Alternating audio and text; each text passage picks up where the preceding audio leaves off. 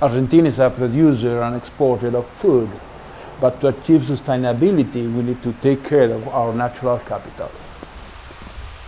The conservation of biodiversity is not really a top priority on international or national agendas, so it is necessary to find global and local allies.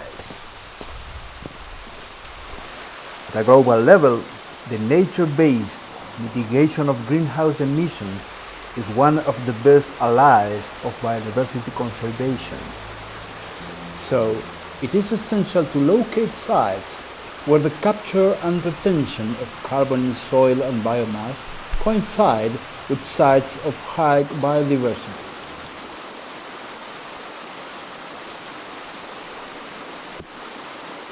At the local level, people value the most obvious ecosystem services for the quality of everyday life, such as sources of clean water.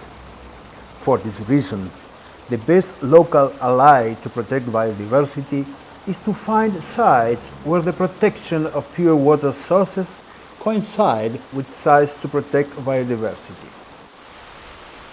Obviously, biodiversity is the complex machinery that nature has to carry out the processes of carbon capture and retention, and also the processes of water cycle. But that complexity is more difficult to be prioritized in the political narrative. For that reason, we need to dock all three goals at once. In some way, carbon and water are flagships of biodiversity as a local and global ally. We applied NatureMap in Argentina to locate the sites where the priorities of biodiversity conservation, carbon sequestration, and protection of pure water sources coincide spatially. We organized an international team. The team from Argentina, together with the participation of the IASA, SDSN, WCMC, FABLE, and the King's College of London. Then, we made a joint team between politicians and scientists. Personnel from the Ministry of Environment of Argentina worked with our team of scientists. We held workshops to establish joint goals for the medium and long term. We established a consensus on the roadmap to follow based on science and political feasibility. We made a selection of more than 400 specialists in different subjects, and we called them to put together the database. Several scientific societies in the country were summoned and consulted. And then, we put together the whole layers and ran a spatially explicit prioritization model. My colleague Pablo will explain the methods and results. The first step to integrate all the information is to divide the countryland into a large number of planning units.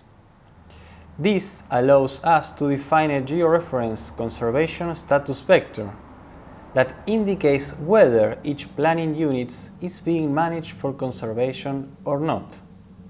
In the second step, the spatial information of area of habitat of species and the water and carbon stocks is condensed into a resource matrix. The product of the conservation vector and the resource matrix allows us to quantify the amount of each asset that is being conserved by each solution. Dividing these quantities by the conservation targets already defined by the experts, we obtain our main figure of merit, the one we want to maximize, the relative target fulfillment for each feature under consideration. To find the conservation status vector that achieves this maximum, we set a constraint optimization problem that is solved numerically. Additional relevant parameters for this problem are the weight distribution across assets and the amount of land that will be managed for conservation. This approach, based on spatial optimization, enables rapid identification of high priority areas for conservation. Many different criteria may be applied. For instance, if we seek to maximize the fulfillment of biodiversity targets alone, we obtain a significant progress, up to 90%, dedicating only 30% of the country land. The same exercise may be repeated for water, carbon in biomass, carbon in soil separately. Of course, the optimal allocation of each asset produces different maps. Improved scenarios are obtained optimizing across assets. Prioritizing only biodiversity and clean water provisioning, for instance, we find a drastic increase in water conservation at the expense of a small reduction in the fulfillment of biodiversity targets. This combined optimization may be applied for any pairs of assets, but also for the full set. We perform an exhaustive scan of this four-dimensional space and plot the minimum versus the average target fulfillment obtained for each map. This means that points more to the right correspond to more efficient solution in general terms, while the vertical position indicates how balanced each solution is. Based on these two criteria, we identify for each amount of land dedicated to conservation a set of 10 best solutions and use them to build maps showing the top priority areas in each case.